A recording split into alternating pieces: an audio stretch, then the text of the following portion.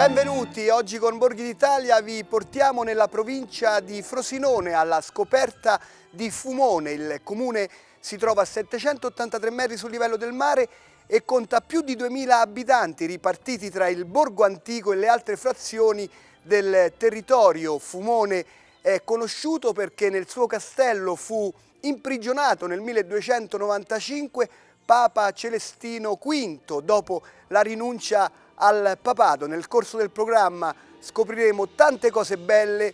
Iniziamo il nostro itinerario. A voi Fumone!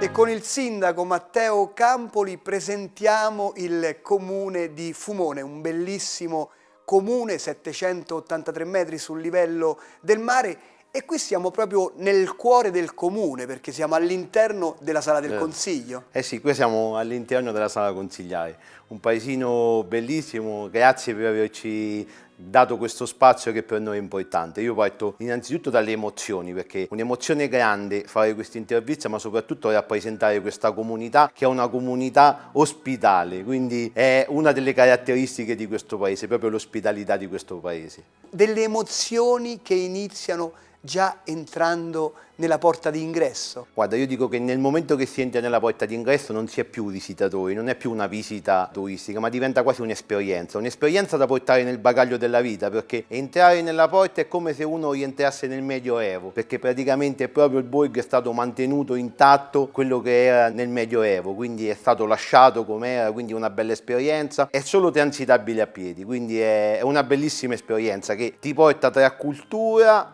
arte e storia, e molto relax, perché non avendo autoveicoli di qualsiasi genere si sta proprio in un relax totale.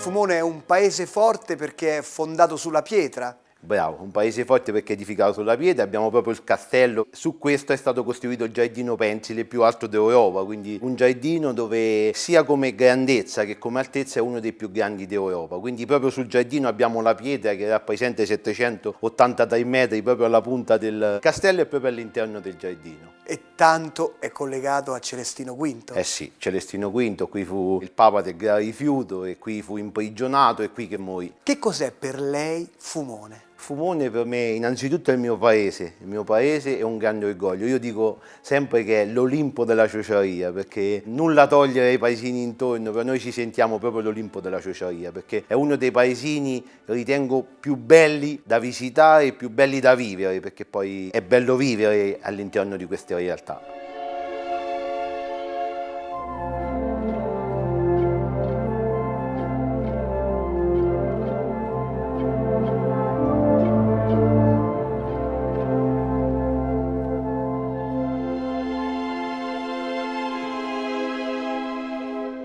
Poi non dobbiamo dimenticare la natura e voi avete anche una parte del lago di Canterno. Guarda, noi abbiamo una parte del lago di Canterno, un lago carsico che è il più esteso del Lazio, adesso è all'interno dell'ente parco dei Monti Simbruini, si sta costruendo la pista ciclabile che a breve sarà ultimata per poterlo circoscrivere, quindi una bella esperienza di natura e di aria pulita.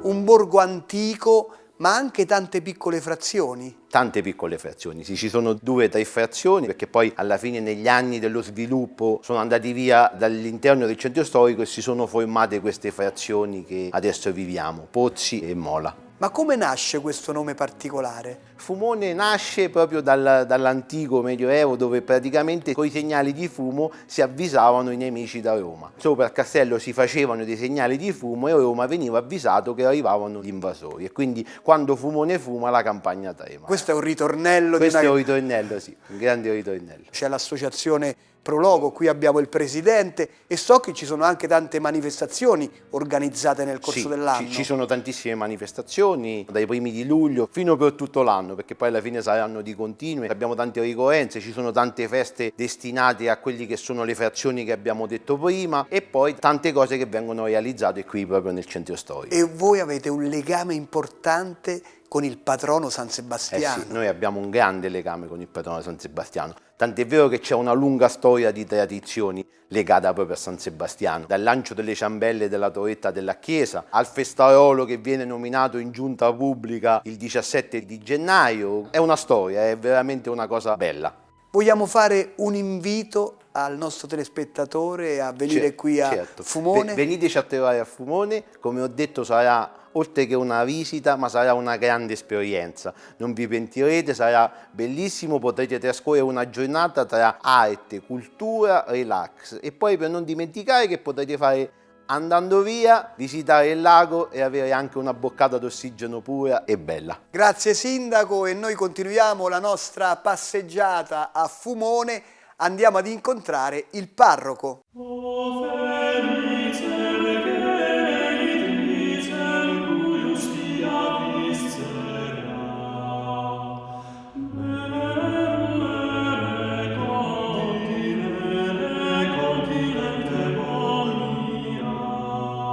E con il parroco Don Roberto Martufi andiamo a presentare la comunità cristiana di Fumone, e lo facciamo all'interno della parrocchiale che si trova qui nel Borgo Antico, una delle chiese. Questa qui è dedicata a Santa Maria Annunziata.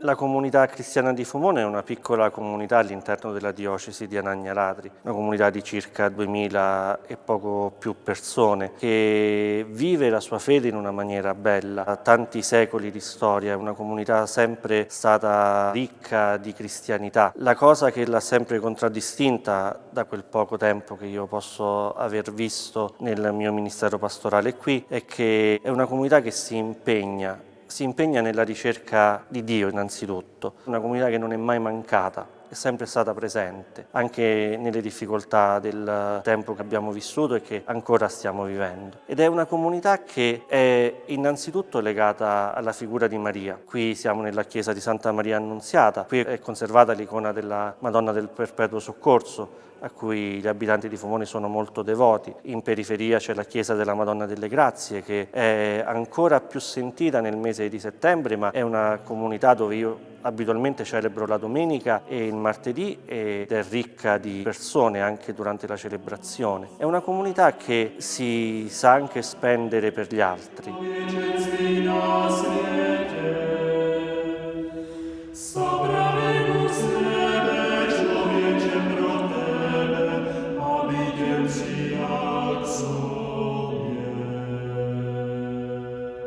Abbiamo un'altra parrocchia, infatti. Abbiamo un'altra parrocchia, sì, che è intitolata a San Pietro Celestino e a San Paolo VI. È da circa un anno che il Vescovo ha dato il titolo alla chiesa, che è nella località Pozzi, di parrocchia, e ha voluto che si intitolasse non solo a San Pietro Celestino, che è copatrono della comunità di Fumone insieme a San Sebastiano, ma anche a San Paolo VI, che ha voluto a tutti i costi che quella chiesa fosse costruita in quel posto, finanziandola quasi totalmente. Famosa la visita nel 66. Sì, che ha creato tanta speranza in Fumone e ha avuto come risonanza quella chiesa all'interno di quella comunità, che adesso è la comunità più viva, dove c'è maggior numero di giovani, famiglie che si impegnano, e quindi l'attenzione maggiore a livello pastorale si svolge verso la periferia piuttosto che il centro, però il centro è sempre servito, tutte le celebrazioni più importanti si svolgono comunque in questa chiesa.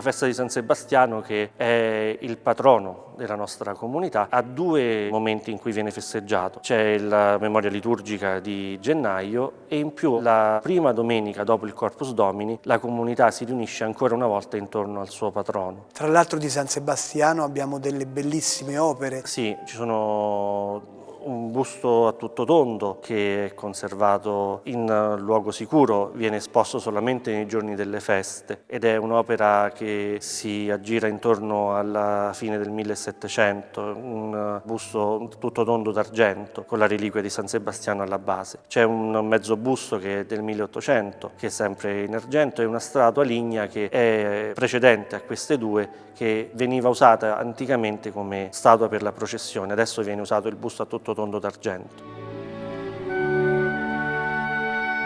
So che viene festeggiato e c'è molta devozione, C'è molta devozione, anche sì. per maggio San Pietro Celestino. Sì, sia a maggio con la memoria liturgica di San Pietro Celestino, dove in questa chiesa si celebra il transito di San Pietro Celestino con una breve processione che porta fino al castello dove è avvenuta la sua morte. Da lì poi si continua con la preghiera e poi c'è una seconda festa che viene fatta nel mese di agosto nella chiesa parrocchiale, che è la processione con la statua del patrono. Un altro gioiello di questa parrocchiale è un importante reliquiario. È un reliquiario di fine 1200, inizi 1300, che è stato recentemente restaurato. Ce ne sono pochissimi in tutto il mondo. È un vetro graffiato ad oro con immagini della Natività, della Crocifissione, santi e reliquie che contornano il mistero di Cristo che viene celebrato in questi due tondi al centro del reliquiario. Un'immagine di un santo che si pensava fosse San Pietro Celestino, ma che in realtà presumibilmente si pensa adesso da studi fatti durante il restauro possa essere San Francesco d'Assisi. In conclusione, qual è il messaggio del parroco alla parrocchia?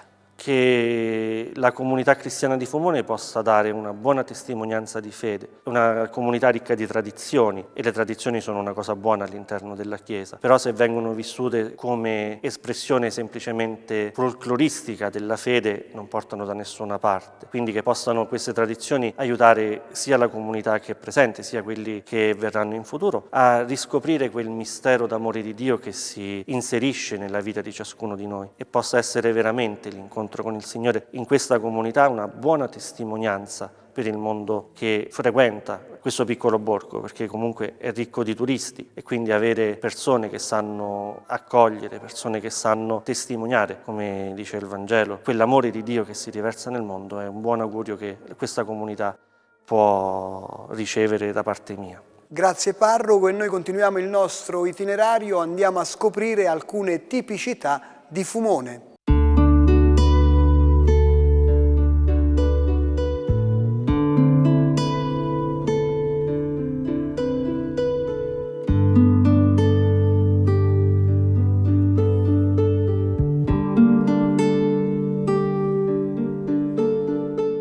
Adesso con Giampaolo Caponera presentiamo alcuni piatti tradizionali qui di Fumone e siamo all'interno della tipica Taverna del Barone. Sì. Come nasce questo nome? Allora, il nome nasce dall'inventore di tutto questo ristorante, questo tipo di impiattamenti, tutto quanto queste cose, che era mio padre. Una persona che amava molto il Medioevo e quindi ha acquisito questo titolo, diciamo tra virgolette nobiliare, che è il barone, e si faceva chiamare così da tutti. Ha inventato questo ristorante chiamandolo la Taverna del Barone proprio perché era il suo, e questo è quanto. Tra l'altro voi siete in abito tradizionale con le cioce. Abbiamo le cioce, sì, in abito prettamente ciociaro per riportare il cliente, il viaggiatore che viene a trovarci, per fargli assaporare un po' questo tocco di antichità. Dai, mettiamola lì. Iniziamo con questo pane speciale. Sì, questo è un pane che fanno in un piccolo paese qui vicino, è un pane fatto a legna come si faceva una volta, a lievitazione naturale. Non c'è altro da dire perché è talmente semplice che non c'è molto da spiegare. Passiamo agli antipasti con del prosciutto che noi affettiamo prettamente a mano, del salamino, del formaggio di pecora, delle olive sempre prese nel posto, tutte cose molto semplici, molto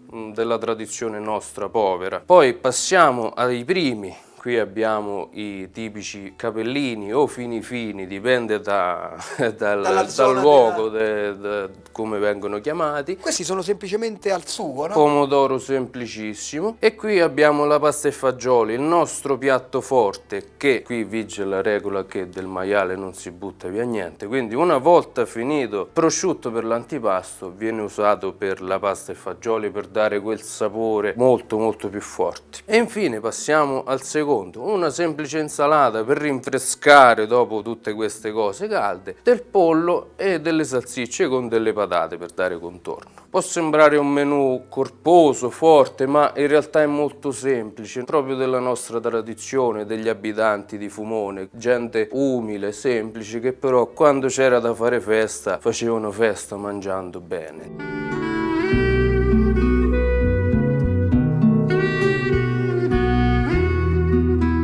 Comunque sono prodotti a chilometro zero, Sì. o 2-3 chilometri. No, non di Poi più. chiudiamo il tutto con le ciambelline. Le ciambelline al vino, sì, le ciambelline a vino anice fatte da delle mani delle signore sapienti che hanno dell'esperienza, anche un po' rugose, dai, proprio per dare quell'aspetto di fatto in casa. Ma che cos'è Fumone per lei? Per me Fumone è un posto, per me è casa, è futuro, perché ci lavoriamo, conosciamo gente, è un posto per incontrare nuove persone, per incontrare anche vecchie persone, per passare dei bei momenti insieme, un posto tranquillo, un posto felice, fuori dal mondo, se possiamo dire, perché è un posto molto semplice, sì, come noi. Tra l'altro voi qui siete tutti giovani, ho visto. Una volta eravamo giovani, ci manteniamo nell'aspetto, però sì, siamo giovani, dai. Chiudiamo con un invito.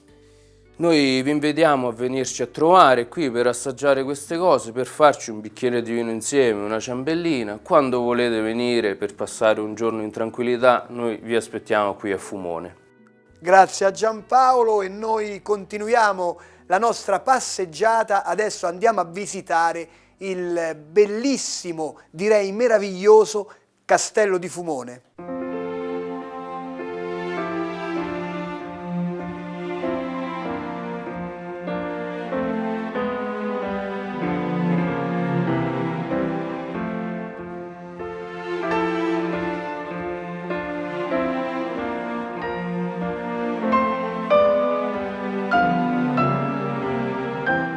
E con Ottaviano De Paulis, marchese di Fumone, andiamo a visitare il gioiello del luogo e qui c'è la storia di Fumone è racchiusa in queste mura.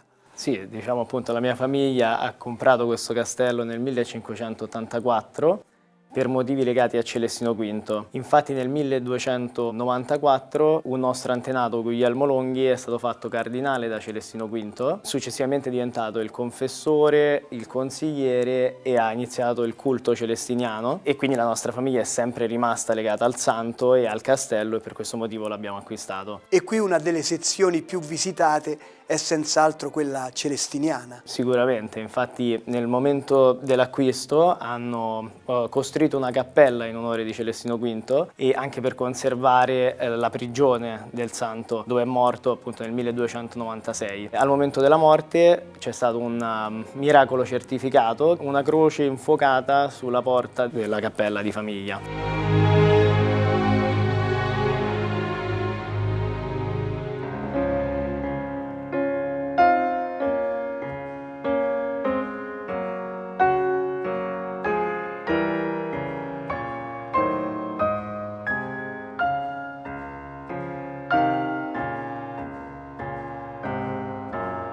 Un luogo visitato anche da Paolo VI. Un luogo visitato da Paolo VI negli anni 60, un onore grandissimo per la nostra famiglia e il fatto di poter ricevere un papa dopo comunque un secolo in cui non entrava nelle case degli aristocratici romani e quindi diciamo è stato un onore per noi poterlo ricevere. E qui abbiamo tanti altri luoghi, tanti altri saloni e una parte è dedicata anche al periodo romano. Sì, no, la nostra famiglia è stata sempre diciamo anche legata legata all'arte, arte del tempo, anche arte antica, quindi nel corso dei secoli hanno acquistato diverse opere romane. Adesso sono rimaste una trentina di statue, sia imperatori romani che figure repubblicane, diciamo sono 30 volti circa, quindi è molto bella come collezione romana.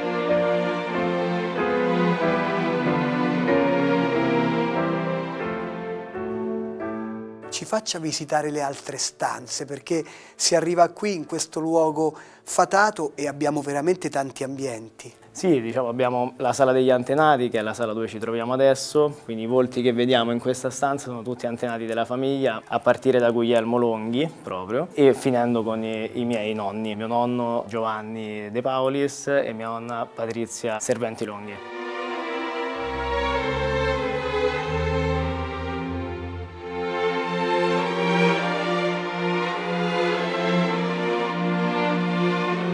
C'è da dire che qui abbiamo anche il giardino pensile più alto d'Europa. Sì, è una costruzione molto particolare, sempre nel momento dell'acquisto del castello, quindi sempre nel 1584, era presente una torre centrale principale molto alta e due torri, diciamo, più basse sottostanti. La famiglia nel momento dell'acquisto ha, diciamo, tagliato in due le torri, sia quella più grande che quelle sottostanti, e ha creato questo giardino meraviglioso, mantenendo, diciamo, i passaggi di ronda sotto il giardino in modo tale che l'acqua riuscisse a permeare fuori dal castello e quindi non creando uno stagno ma un giardino lussureggiante come possiamo vedere poi.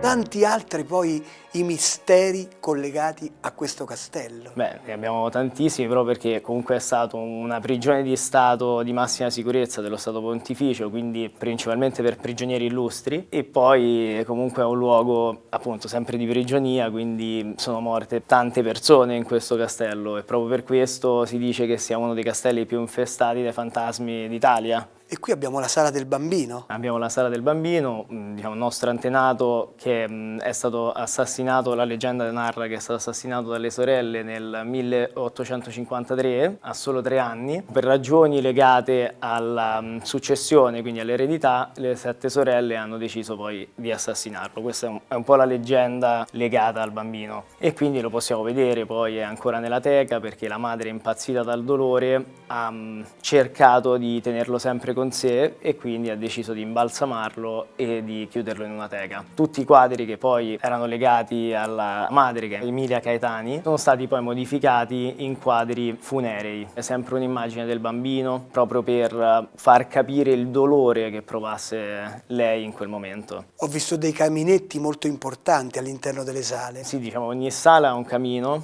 proprio perché al tempo era necessario per scaldare tutte le stanze del castello. Come possiamo vedere abbiamo ancora il cucinone medievale, quindi abbiamo un camino di dimensioni molto grandi. Poi abbiamo un lavabo dove veniva ammazzata la bestia, successivamente veniva appesa sopra dei ganci, e sempre in questa cucina, e successivamente cucinato nel camino, che come possiamo vedere è di dimensioni comunque grandi. Però la cosa che rende unico questo luogo è che non è il museo polveroso, ma voi ci abitate.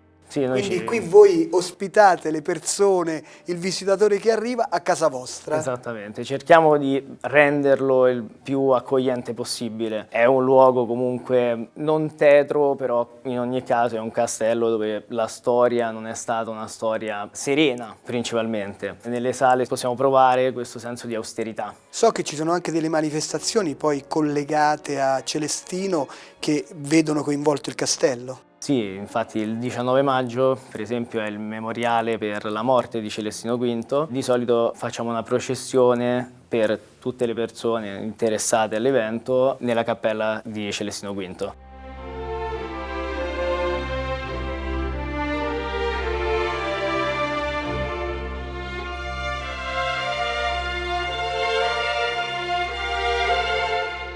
Io approfitto che ho qui con me il marchese di Fumone e anche amministratore comunale. Chiudiamo con un invito. Sì, no, Fumone non è soltanto il castello, Fumone è un borgo medievale ancora intatto e appunto perfetto, e anche una natura incontaminata, quindi è bello anche farsi le camminate di trekking, ha una popolazione ancora ospitale, legata alle tradizioni, ancora legata alla religiosità. Inoltre, diciamo, non c'è solo Fumone in questa provincia, ma è proprio una catena di paesi sempre medievali, perfettamente intatti. Il mio invito è anche a cercare di scoprire anche queste diverse realtà che ci sono sempre nella provincia di Frosinone. Grazie a Ottaviano De Paulis e grazie anche al papà che è qui con noi e ci ha accompagnato in questa visita. Quindi Fumone vi aspetta con tutte le sue eccellenze. Per gli approfondimenti sul programma Borghi d'Italia potete consultare il sito tv2000.it/Borghi d'Italia. Buone passeggiate a Fumone e nella provincia di Frosinone. Ciao e mi raccomando, viaggiate in sicurezza!